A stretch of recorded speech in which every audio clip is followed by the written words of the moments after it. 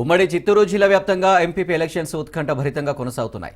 Tirupati rural మండలంలోని MPP అభ్యర్థి చెవిరెడ్డి మోహిత్ రెడ్డి రాజీనామా చేయడంతో ఉప ఎన్నిక నిర్వహించారు.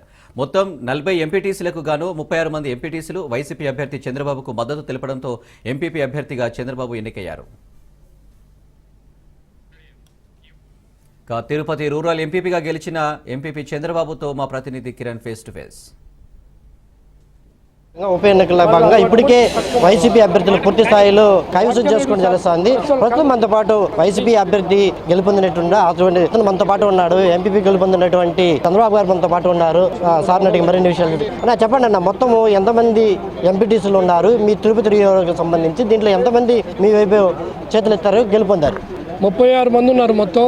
ఈరోజు జరిగినటువంటి ఎంపీపీ ఎన్నికల్లో వైఎస్ఆర్సీపీ పార్టీకి దానిలో 33 మంది ఇక్కడ హాజరయ్యారు. ఒకరు అనివార్య కార్యక్రమం వల్ల అటెండ్ కాలేకపోయినారు. ఇద్దరు ఆరోగ్య పరిస్థితి సరిగా లేకుండా ఎందుకో వాళ్ళు రాలేదు.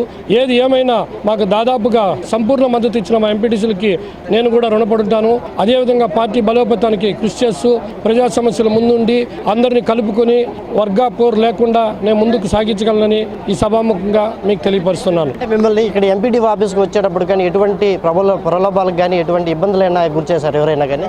ఎవరూ చేయలేదు. కానీ గతంలో జరిగిన కొన్ని అనివార్య కార్యక్రమాల వల్ల మేము ఎంతైనా న్యాయ వ్యవస్థకు తెలియపరిస్తే బాగుంటుందని తెలియపరిచాము. వారు కూడా మాకు న్యాయం చేశారని కూడా ఆశిస్తున్నాం. పోలీసులు పూర్తి స్థాయిలో మీకు సహకరించారా?